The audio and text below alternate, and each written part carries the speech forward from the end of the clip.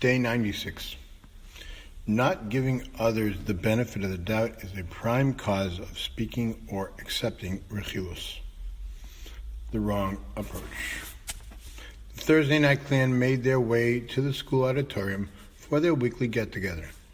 Each week, they would sit and watch a famous Talmid Chacham deliver a Shiur on the weekly parsha that was beamed live via satellite.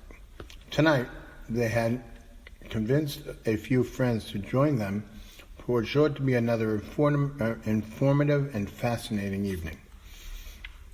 To everyone's shock and dismay, the auditorium was locked. Someone went to find Greg, the school custodian. Greg, could you please open the auditorium?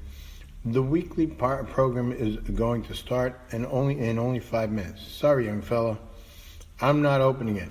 Rabbi Berman said he don't want you guys using the auditorium no more. And what Rabbi Berman says goes. Good night. The boys are furious. Why does it bother Rabbi Berman if we watch the Shiur? One of the newcomers asked. Who knows? A regular in the Shiur replied. Maybe he doesn't like the speaker, or maybe he just wants to save money on the electricity. Chavrusa has already informed us that often when a person speaks or accepts Loshon Hara, he transgresses the Mitzvos b'tzedek, tishbot esamisecha. Judge your fellow favorably, which requires us to give others the benefit of the doubt. In today's segment, we learn that this applies to the sin of believing Hilchos as well. Often, people believe Hilchos and feel bitterness towards the one who allegedly has caused them harm, because they fail to judge the person favorably. In our example, the students cannot think of any valid reason why the principal would deprive them of an activity that was educational and informative. Perhaps they overlooked something. The previous week, one of the group decided to celebrate his birthday at the Thursday night get-together. He came with a large pot of cholent, assorted cakes, and soda. The boys ate the food as they sat enjoying the Shiur. When the Shiur ended, they left behind dirty bowls and cups and a couple of benches in need of cleaning. This was the second time this had happened. Rabbi Berman was not planning on canceling the Shiur permanently. He wanted the boys to apologize and assure him that this would not happen again. If they would have approached him to ask him why the auditorium was closed, he would have been happy to explain this to them.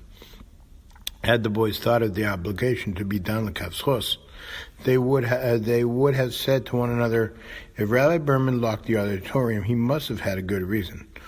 Let's try to think of what we could have done wrong. It probably would not have taken them long to figure it out.